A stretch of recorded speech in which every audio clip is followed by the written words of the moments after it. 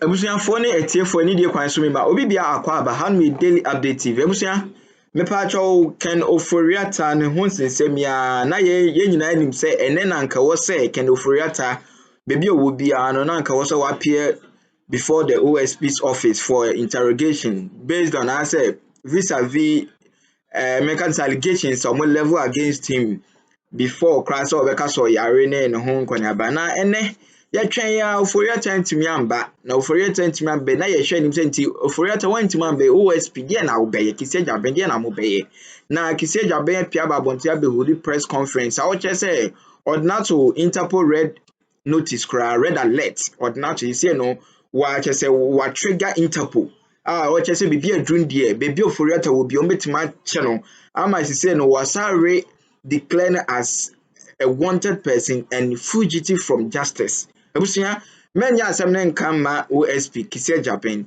na yebeko anase the office of the special prosecutor led by Kesi Agyaben na yebeko ne akotie ne nsem na nkase free OSP honom na mepatwa yebedi nkomo eche nyakobo jai donye. This much is clear. Since 24 January 2025 till date, Mr. Oforiata has failed to show any medical report. I underline, he has failed to show any medical report which suggests that he is a travel risk and unable to return to the jurisdiction by reason of his medical condition. It has all been his say-so, his singular say-so. Therefore, the OSP views Mr. Oforiata's lawyer's letter dated 28 May 2025 as an expression of utter bad faith on the part of Mr. Oforiata, and it confirms our long-held, well-considered opinion and conclusion that Mr. Oforiata has no intention of voluntarily returning to the jurisdiction and to attend the OSP. Further, this office is unaware of his purported information to the court, whether orally or by file processes, of the alleged change in his circumstances. Today is Monday, 2 June 2025. It is more than 3 hours past the scheduled time of Mr. Oforiata's attendance at the OSP, and Mr. Oforiata failed to attend the OSP today. Mr. Oforiata's conduct is totally unacceptable and a baleful spite at law enforcement and criminal investigations. It ends here. It ends today. We will no longer accommodate him. Consequently, the OSP redeclares that Mr. Oforiata is a wanted person and a fugitive from justice. His name is hereby re-entered on the OSP's list of wanted persons. The OSP will take all necessary legal steps to secure Mr. Oforiata's return to the jurisdiction and to answer to the criminal inquiries against him. In pursuance of this, about 30 minutes before this briefing, I triggered processes for the issuance of an Interpol red notice for the location and provisional arrest of Mr. Kenneth in extradition or his surrender. Around the same time, I dispatched a request for extradition processes to be instituted for the provisional apprehension in any jurisdiction to the Republic of Ghana. The OSP who prefer criminal charges in the courts against Mr. Oforiata in due course, whether in absentia or otherwise. The principle upon which we proceed is that no person, regardless of title, regardless of status, regardless of medical, is beyond the reach of inquiry by the OSP. Thank you. Former Minister of Finance was informed that the OSP had commenced investigation into suspected corruption and corruption-related offenses regarding cases in respect of which the OSP considered him a suspect. Further, he was directed to attend in person the OSP on 10 February 2025 for interviewing. Mr. Oforiata was out of the jurisdiction at the time. By a letter dated 31 January 2025, Mr. Oforiata informed the OSP, through his lawyers, that he was out of the jurisdiction indefinitely on medical grounds, and that the firm will notify the office of his arrival in the country in aid of rescheduling his personal attendance at the OSP. Further, the lawyers offered its willingness to provide the OSP with any information we may require to aid in the investigation until his arrival in the country. Upon receipt of these representations from his lawyers, the OSP, by a letter dated 5 February 2025, informed Mr. Ofori that the OSP did not need or required notification from his lawyers of his future arrival in the jurisdiction. The OSP acknowledged his lawyer's offer to provide us with information in aid of the investigation. However, the OSP insisted that his personal attendance at the OSP was required.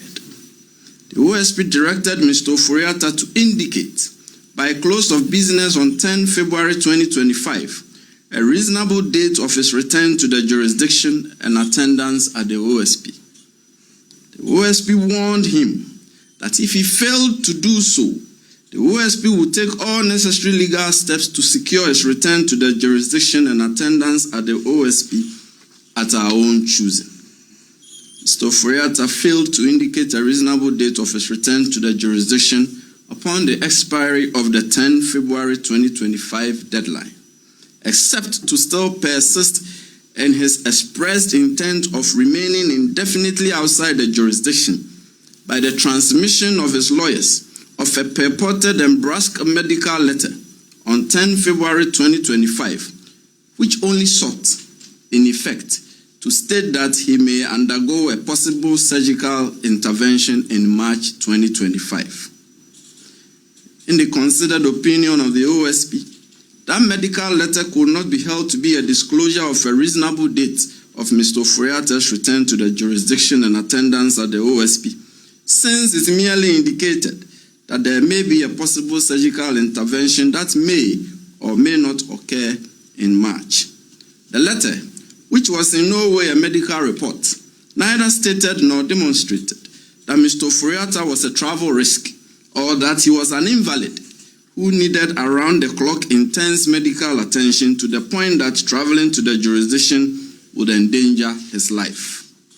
Upon the expiry of the 10 February 2025 deadline, the special prosecutor publicly declared Mr. Ofori a wanted person and a fugitive from justice on 12 February 2025, on the ground that his avowed posture of remaining indefinitely outside the jurisdiction, without indicating a reasonable time of his return to the jurisdiction, showed clearly that he had no intention of voluntarily returning to the jurisdiction.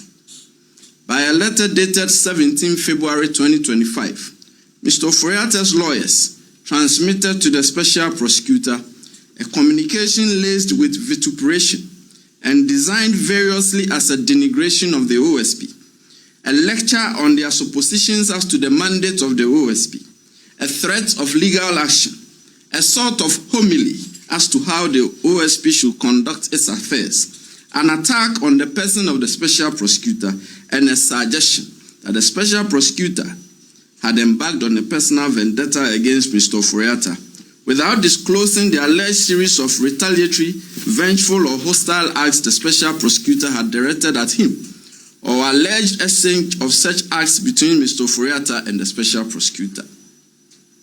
Crucially, a 17 February 2025 letter from Mr. Ofori's lawyers failed to indicate a reasonable date of Mr. Ofori's return to the jurisdiction and attendance at the OSP.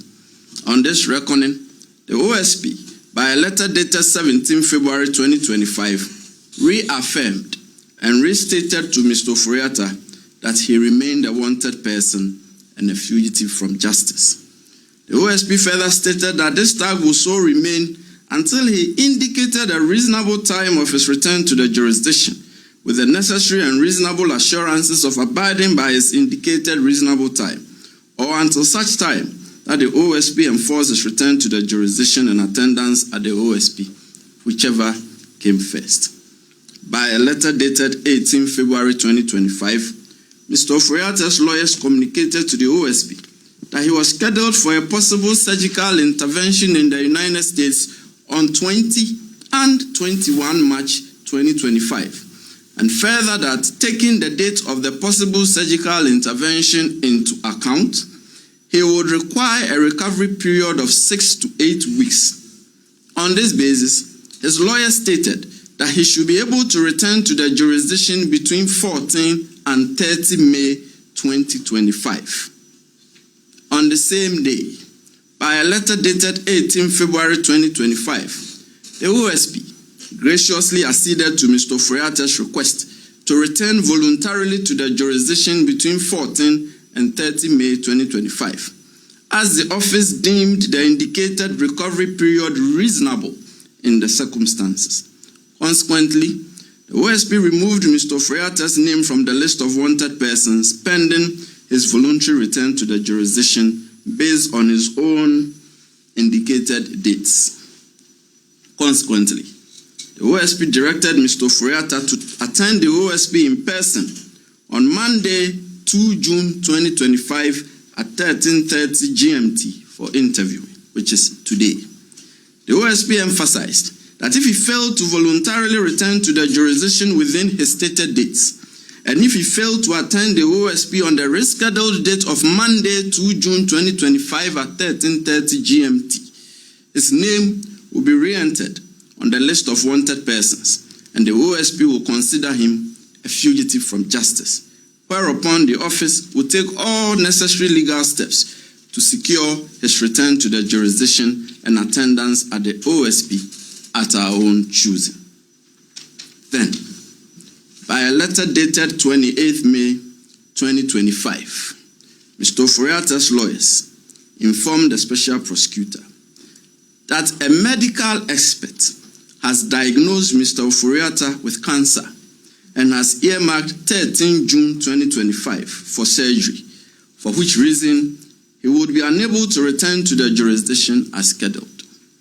His lawyer stated that to the knowledge of the OSP, this change in circumstances has been brought to the attention of the court, before which Mr. Oforiatta is presently pursuing a human rights claim against the OSP and the special prosecutor. His lawyer stated further that in order not to hold the office back in the performance of his function, they had Mr. Oforiatta's instructions of his readiness to go through video recorded interview for the purpose of eliciting his caution statement. His lawyers offered to meet the special prosecutor in person or approach the bench for the purpose of viewing Mr. Oforiatta's biopsy report, whichever suited the special prosecutor.